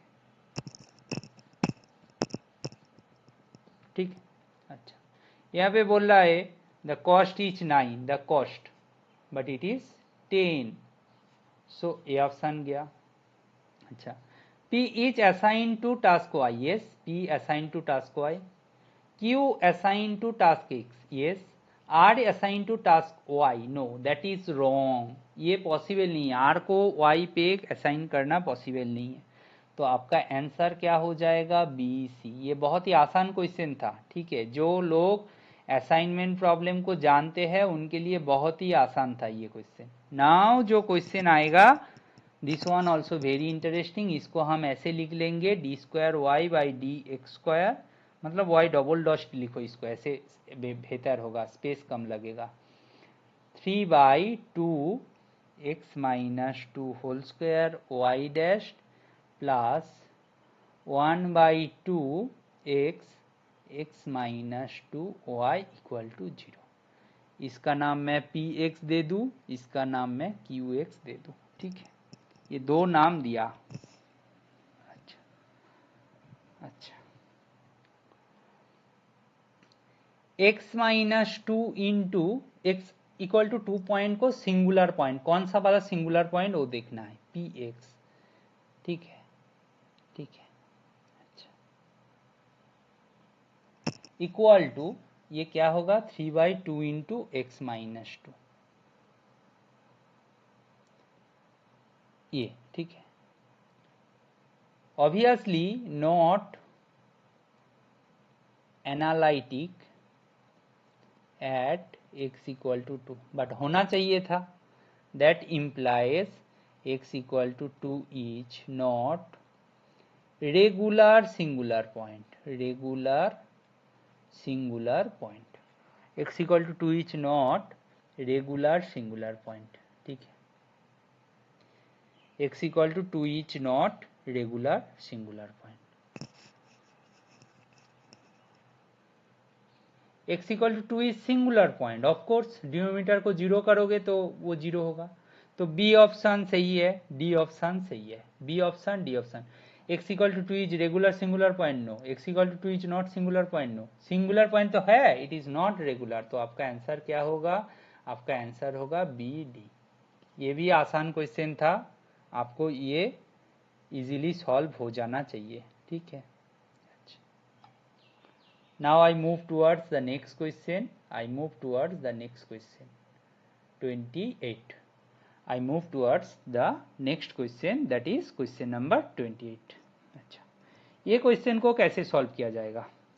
अच्छा, TR3 to R3 be a linear transformation which reflect every vector in R3 through a two-dimensional subspace of R3.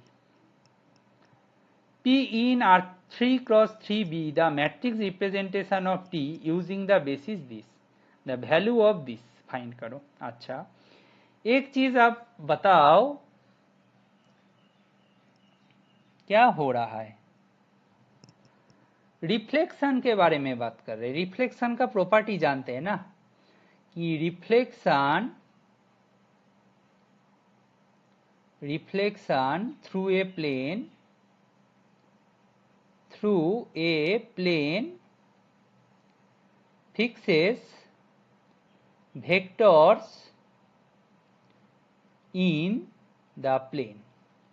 ठीक है, प्लेन में वेक्टर को तो फिक्स करे, but change the sign of the vector,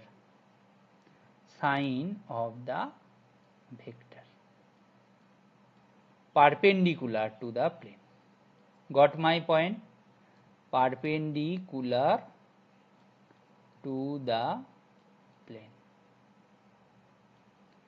reflection, जो लीनियर ट्रांसफॉर्मेशन जो reflection है, reflection के बारे में ये प्रॉपर्टी आना चाहिए, fixes the vector in the plane but changes the sign of that vector, those are perpendicular to the plane. So two dimensional subspace बोला तो ऑब्वियसली ये सबस्पेस एस मान लिया, इसका डायमेंशन 2 है, तो डायमेंशन ऑफ एस ऑर्थ परपेंडिकुलर का क्या होगा? Dimension of R3 minus dimension of S. तो ये 3 माइनस 2 ये 1 होगा. यहां से आप बताओ ये इंफॉर्मेशन आपको क्या इंप्लाई करेगा? ये इंफॉर्मेशन इंप्लाई करेगा eigen values are 1 1 minus 1. Got it? That is important. Therefore trace P क्या होगा? 1 plus 1 minus 1 that is 1. Det P क्या होगा? डेट पी क्या होगा? 1 into 1, product of eigen value, वो सम ऑफ आइगन वैल्यू था, ये -1 हो जाएगा. तो 1 एंड -1 आ गया. तो यहां से आप बताओ इसका वैल्यू इक्वल टू क्या होगा? 2 इंटू 1 माइनस 3 इंटू -1, तो 2 प्लस 3 हो जाएगा. इसका वैल्यू हो जाएगा 5. आपका आंसर होगा 5. आपका आंसर होगा 5. ठीक है. Hopefully you enjoy the concept, the logic here. Okay, now I move towards the next question, that is question number 29. This x cube minus x plus 1 in z3x. See, this x cube minus x plus 1 in z3x. ठीक है, x cube minus x plus 1 in z3x. z3x is the ring of all polynomials with coefficients in z3. अच्छा, आप ये बताओ, आप इसका नाम दे दो px, आप इसका नाम दे दो px. Suppose x cube minus x plus one. अच्छा, P0 क्या होगा? P0 होगा 1। अच्छा, P1 क्या होगा? P1 का वैल्यू होगा 1। अच्छा, P2 का वैल्यू क्या होगा? P2 का वैल्यू होगा 8 माइनस 2 प्लस 1, मतलब 7 माइनस 2, 7 माइनस 2 मतलब सॉरी 8 6 प्लस 1 मतलब 7, 7 अगेन कॉन्ग्रुएंस टू 1 मॉड्यूलो क्या होगा? मॉड्यूलो 3। ठीक है, तो P0, P1, P2 सबका वैल्यू क्या है? 1 है। P0, P1, P2 सबका वैल्यू क्या है? 1 है। दैट इम्प्लाइज क्या होगा? ये जो Px है इट इज इरिड्यूसिबल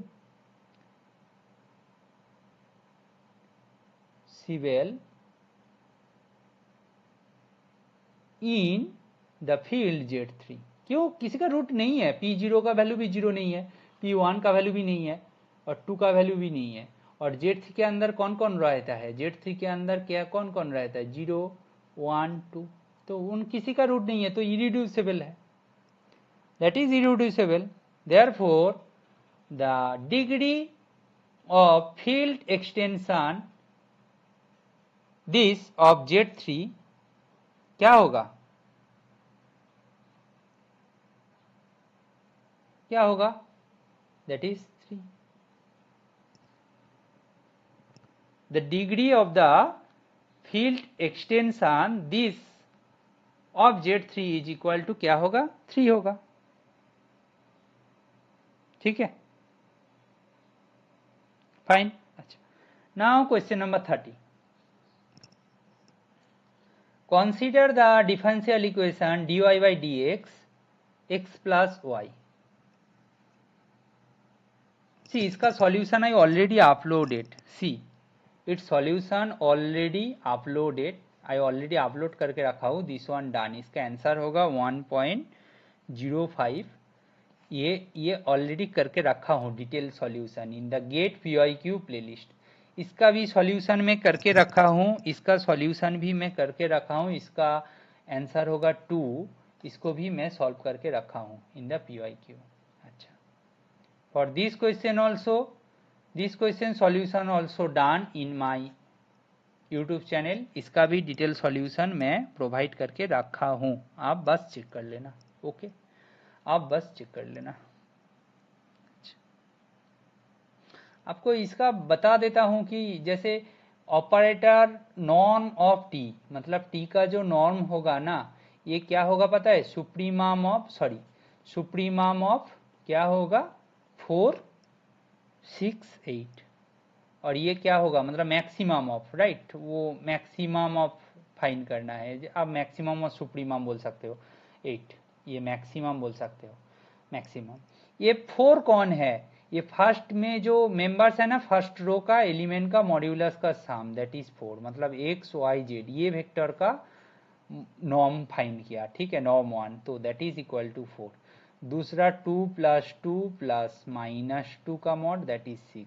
तीसरा 1 + 3 mod + -3 mod, that is equal to 3, 3, 6, 7। ठीक है, ये था। तो आपका आंसर क्या हो जाएगा? जल्दी जल्दी 8 आ जाएगा। वो मैक्सिमम वाला फाइंड करना होता। ठीक है, 33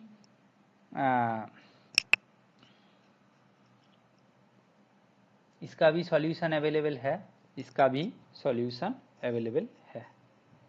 अच्छा, इसको आप मतलब कर सकते हो, जल्दी जल्दी इसको सॉल्व करना है।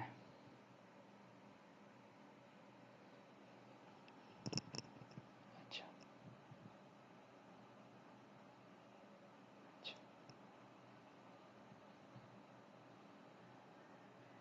अच्छा, आपको ये सॉल्व करना है। ये करके रखा हूँ, आप देख लेना। ये ग्राफिकल मेथड से सॉल्व कर लेना।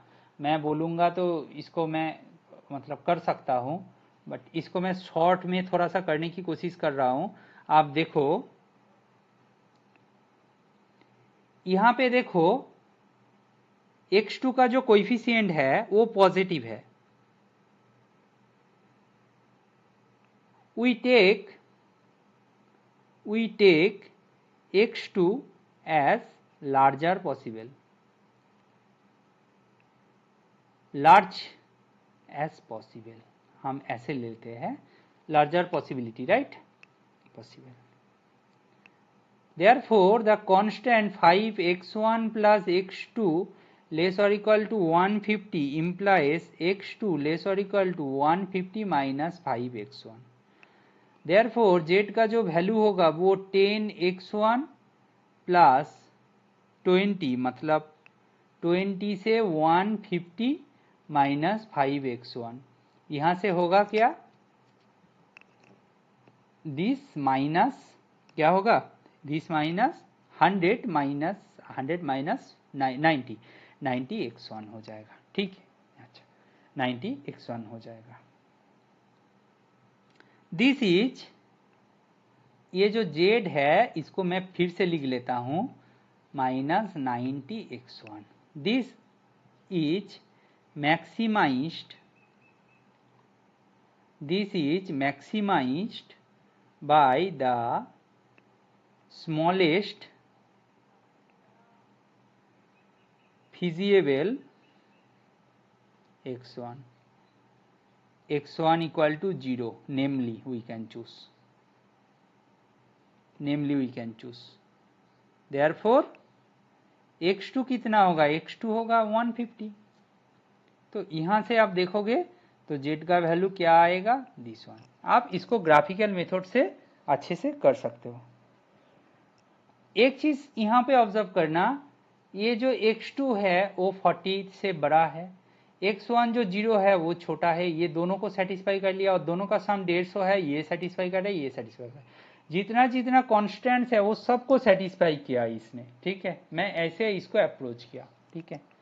अच्छा, next question, question number 34, the number of distinct topologies on the set 1 2 3 consisting of exactly 4 element each equal 2, yes। अच्छा,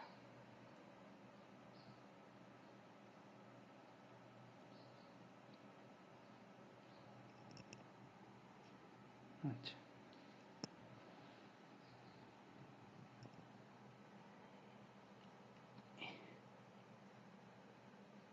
a topology with exactly 4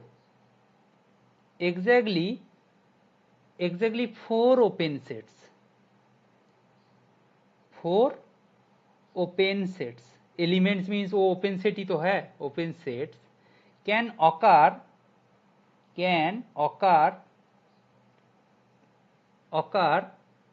in 2 ways। First,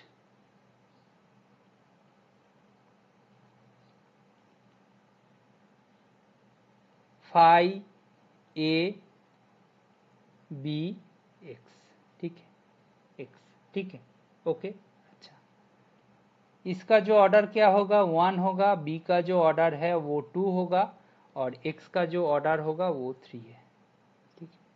x का जो ऑर्डर है कहाँ गया, अच्छा, x का जो ऑर्डर है वो 3 है, ठीक है।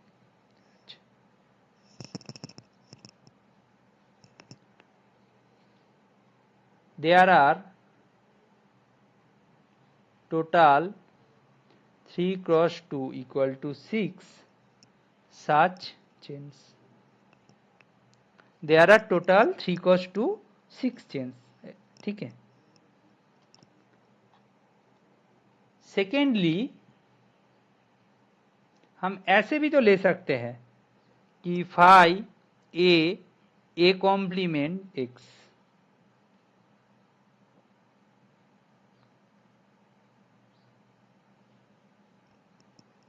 ठीक है, where a is not empty, not equal to phi, proper subset obviously, and proper subset,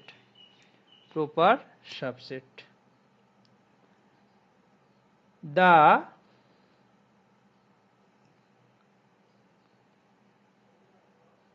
unordered split A complement gives 3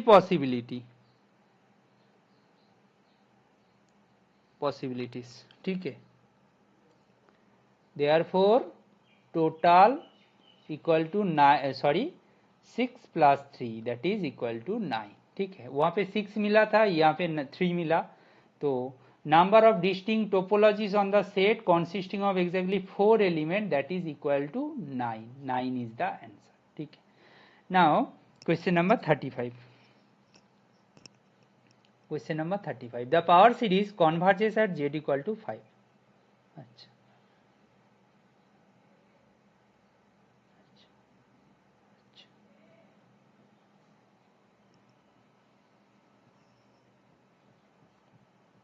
diverges at z equal to -1. अब एक चीज बताओ कि 5 माइनस 2 का वैल्यू क्या है, 3 है, एंड -1 माइनस 2 का वैल्यू क्या है, 3 है। यहां से क्या बोल सकते हैं, distance from the centre to r क्या है, 3 है। वो 5 जो मतलब क्या बोलते हैं, z इक्वल टू 5 का देखो, z इक्वल टू -1 का देखो। If the radius greater than 3, तो प्रॉब्लम क्या होगा बताओ। आपको बोला है converges at z equal to 5, diverges at z equal to -1। If the radius greater than 3, both point would be inside the circle of convergence and both series would be converges. Try to think about it. See, ये radius जब 3 से बड़ा हो जाएगा, centre तो इसका 2 में ही है, सेंटर 2 में ही है, 2 से हम रेडियस को 3 से बढ़ा देंगे। ऐसे सोचो, मैं ऐसे फिगर प्लॉट करूं तो आप इसको देखो, ये दूसरा क्वेश्चन का आंसर था। आप देखो यहाँ पे मेरा 2, ये 0 पोजीशन है, ये 1 है, ये 2 है, ठीक है। मैं 2 से जो रेडियस है वो 3 से छोटा ले लूं, ये -1 है, यहाँ पे 1 2 3, ठीक है, ये 3 4 5 है। अब बोलो मैं ये 2 के शुरू करके रेडियस ऐसा ले लूं तो ये -1 भी इसके अंदर चला जाएगा, ये 5 भी उसके अंदर चला जाएगा। Got my point. तो क्या होगा, दोनों के दोनों both points would be inside the circle of convergence. मैं वो आर को मतलब 3 से बड़ा ले लूंगा तो वो आर क्या है, रेडियस ऑफ कन्वर्जेंस और circle of convergence. If the radius less than 3, then both would be outside and both divergence. आप ऐसे सोचो कि उसको छोटा ले लेंगे, तो अभी मैं बोल रहा हूं ऐसा ले लूंगा, मानो ऐसा ले लिया, तो ये भी आउटसाइड चला गया, ये भी आउटसाइड चला गया, तब जाके क्या होगा, डाइवर्जेंस होगा, डाइवर्जेंस, ठीक है। जब ऐसा था वो क्या था, दोनों का दोनों क्या था, कॉन्वर्जेंस हो रहा था। यहां से आप कुछ बोल सकते हैं, therefore radius of convergence of the power series क्या होगा, एग्जैक्टली 3 होगा। 3 से बड़ा होगा तो दोनों कॉन्वर्जेंस हो जाएगा, 3 से छोटा होगा तो दोनों डाइवर्जेंस हो जाएगा। इसके लिए कोई काम नहीं करना था, बी प्रैक्टिकल। तो सिंस z इक्वल टू 5 पे हमें कॉन्वर्जेंस दिखाना है, z इक्वल टू -1 पे डाइवर्जेंस दिखाना है, दोनों को दोनों मेंटेन करना है, तो ऑब्वियसली रेडियस को क्या करना पड़ेगा, रेडियस ऑफ कॉन्वर्जेंस को 3 होना पड़ेगा। गॉट माई पॉइंट, ठीक है। अच्छा,